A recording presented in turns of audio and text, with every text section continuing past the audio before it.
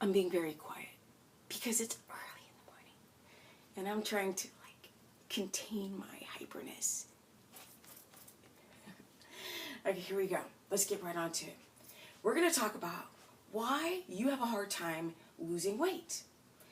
Even though I love to talk about just total health, which you know what, I'm going to backdoor y'all anyway, and I don't mean that backdoor, I mean like a backdoor. So I'm going to talk about why you guys are not losing weight, and the only way to lose weight is to go on an extreme diet or do the HCG, which some of you guys like to promote because you feel like you have some issues with your growth hormone, but I digress. Mother Nature is the best way. Here we go. So, yes, it is true. Guys, girls, and guys have this like sticking point where they like lose this much weight and then boom, they stick, right? Their body sets it at this certain point and then you don't go down. And people will be like, yeah, I lost like 60 pounds and then they just stick. And the only way for them to lose weight is to do more radical approaches. Like go even further down in their calories and do even more cardio. No. So every once in a while in my gym, I run into these girls who compete for fitness competitions. And that world totally fascinates me. Because they could go from kind of like, you know, at a healthy weight or a little bit more body fat to shredded. A lower, more body, lottie-dottie. We like to party. We don't like, okay, here we go. Okay, so I really am fascinated by this world of fitness because you watch them and they can go from being a little thick, guys and girls, to being like ripped in 6 months. Boom. So on one hand, there's a lot of dedication. There's a lot. Now mind you, the subject of today is why you guys stick on keto or any other diet and how to unstick your metabolism so you can go past that set theory or set point, excuse me, of why your body won't go lower. Now, is it normal for a woman to have the business like this? No. Not at 46 going on 47.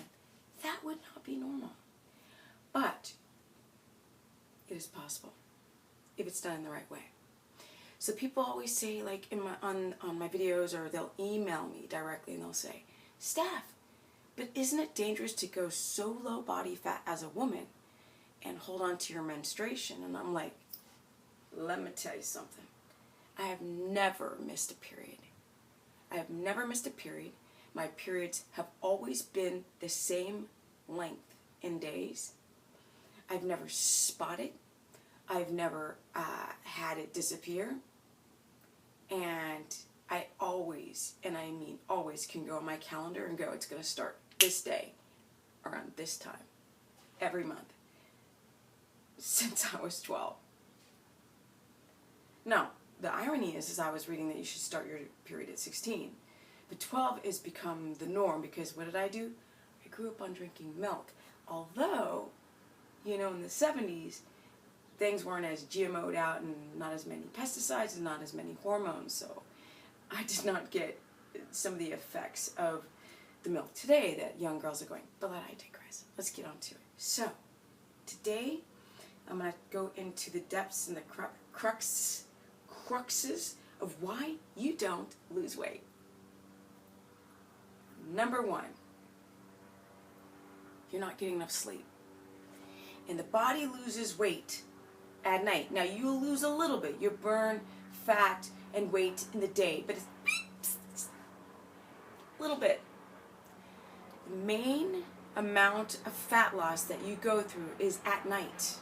And it's in that friggin' window between, really it's between 9 and 4, but I say 10 and 4 to get it drilled in your mind that 10 is the absolute cutoff limit. So it doesn't matter how many keto consultations that I do, because I keto coach. People are going to bed too late. And they're like, but I can get 8 hours or I sleep really well. Well, that's what you think.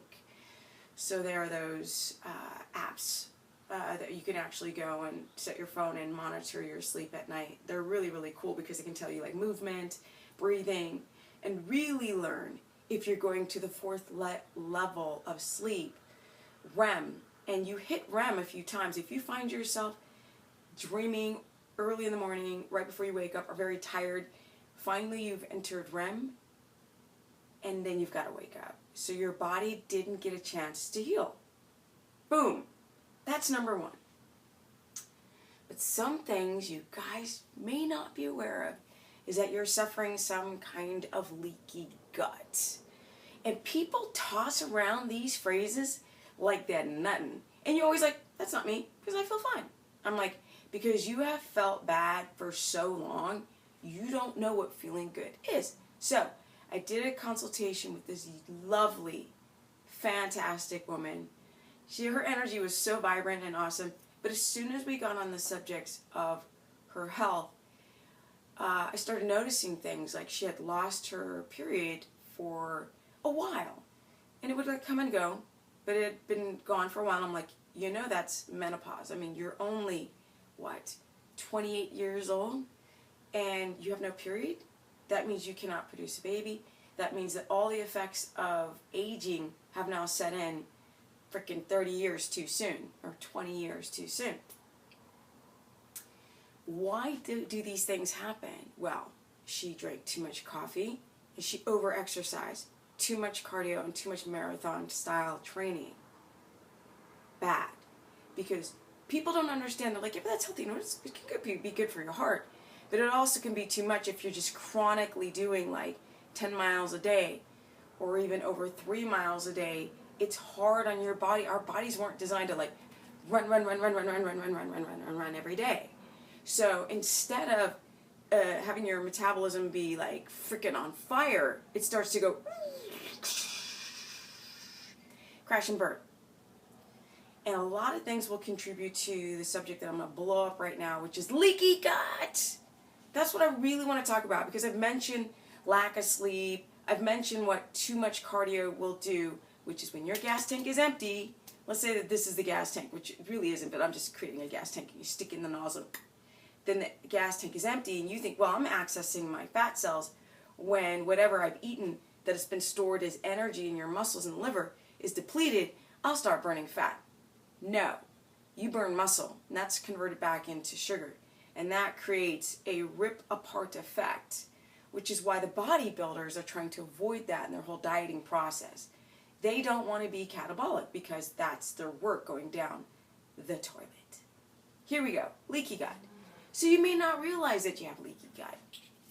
And I talk about, somebody got annoyed because I did a video on methionine in meats, and they're like, we need methionine. I'm like, totally, dude. We totally need it.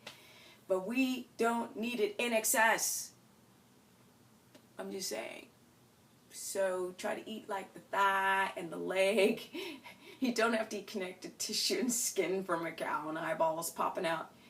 But that's another subject, and I digress. So let's get back to the leaky gut. What causes the leaky gut, and what is leaky gut?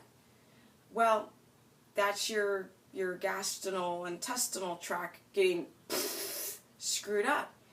That could be the microvilli in your intestines being broken down to Berber. So like, this is disgusting shag carpet, which I wish this was a wood floor, but whatever. And it gets broken down to like little nubs, those little hairs. And so now big chunks of food can enter your bloodstream. And your body's like, what's that? That's a foreign invader, and it attacks it, and so then you have an autoimmune reaction.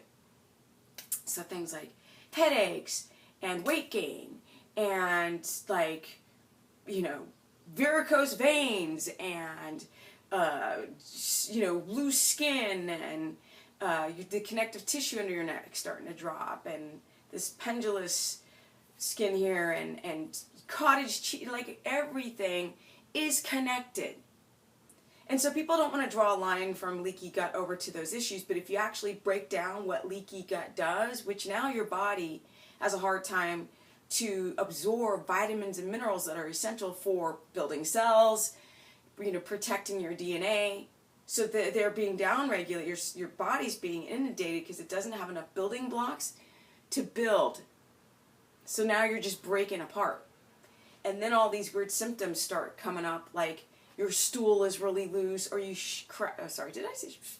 you poop all day long, or you're freaking constipated, like you're all locked up in there, or you need coffee. People like, I talk to people because I have spoken to, it's almost 200 people now, and people will say, in the last couple months, and I'm after coaching them, so I'm really getting a lot of data to find out what's going on with people. And they will say like, no, my poop is fine, and I poop enough. And I'm like, but they're pooping on coffee. So then they need the caffeine to loosen up their pipes. That's not normal. And people say, well, what's so wrong about coffee? And I'm like, everything. Like, if you need a stimulant, because it's a false sense of energy, to make you go, yeah, yeah, yeah, yeah, yeah, something's wrong. Something ain't right. You got to get in contact with your nervous system. So I mentioned Elliot Hulse once in one of my videos because I was watching him and it was just like through the screen was entering my consciousness. And he was just talking about his little kids bounce around the room and they don't need coffee. They're awake in the morning and they're sleepy at night and they're just like, you know, if you do this, some people say, well, if I cut out my coffee, am I going to get my energy? So go to the ground, start doing some push-ups. I'm just saying, you know, just do some push-ups. That's all you got to do. By the way, that's kind of funky. That's the first thing you get up and do in the morning. I feel everything going like crack, crack, crack. All my skateboard injuries like, okay, she went from 0 to heart rate up here. Dunk, dunk, dunk, dunk, dunk, dunk, dunk. But I feel spry. Instantly you wake up. Instantly. That's the best form of coffee right there. Boom. Booyaka, booyaka. See? Not even one drop of coffee.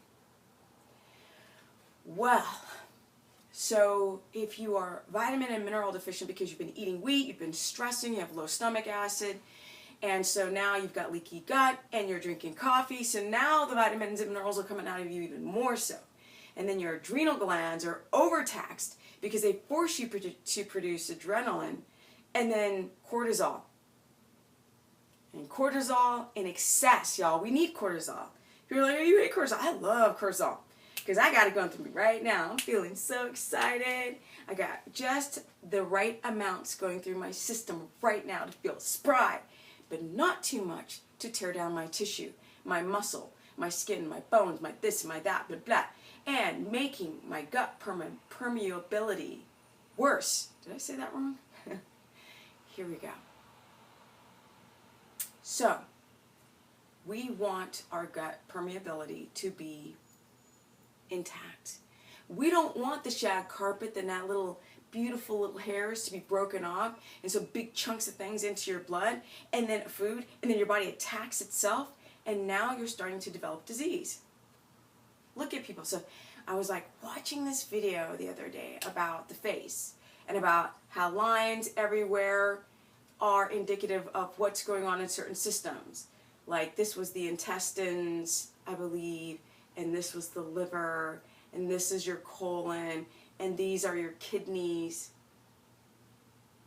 Fan-friggin-tastic.